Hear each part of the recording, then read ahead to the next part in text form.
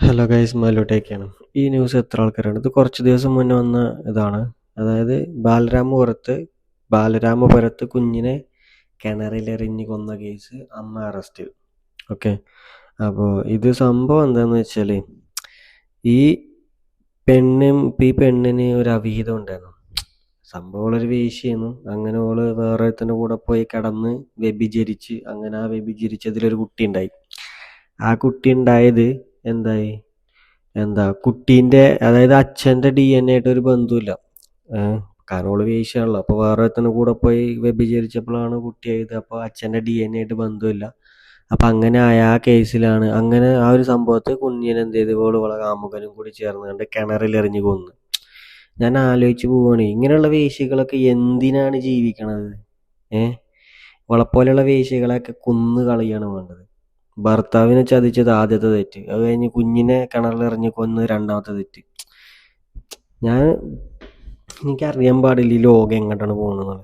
ഇങ്ങനെ കുറേ വേശ്യകൾ കാരണമാണ് നാട്ടിലുള്ള പെണ്ണുങ്ങൾക്കും എന്താ പറയുക, പുറത്തിറങ്ങണം നടക്കാൻ പറ്റാത്ത കാരണങ്ങളുള്ളതും, ഭർത്താക്കന്മാർക്ക് ജോലിക്ക് വിടാൻ താല്പര്യമില്ലാത്തത്, പുറത്ത് വിടാൻ താല്പര്യമില്ലാത്തതൊക്കെ ഇങ്ങനെയുള്ള പല കാരണങ്ങൾ കൊണ്ടാണ്.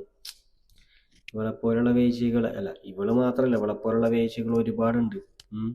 അറിയാലോ, കുറച്ച് മുന്നേ ഒരു അമ്പലത്തിലെ പോറ്റീൻ്റെ ഭാര്യനെ, അവളെ കാമുകനെ വന്ന് എന്താ പറയുക കൊന്നത് ഒരു കേസ് ഉണ്ടായിരുന്നു. അതിൻ്റെ മുന്നേ വേറെ കേസ് ഉണ്ടായിരുന്നു. മറ്റേ വ്യഭിചരിക്കാൻ വേണ്ടി കാമുകനെ വിളിച്ചു വരുത്തിയിട്ട് കാമുകന് വിഷം കൊടുത്ത് കൊന്ന കേസ് ഉണ്ടായിരുന്നു, ഒരു ആൻസിൽ എന്ന് പറഞ്ഞൊരു പെണ്ണ്. ഓക്കെ. ഇങ്ങനെയുള്ള ഒരുപാട് വേശ്യകൾ നാട്ടിലിപ്പോൾ ഉണ്ട്.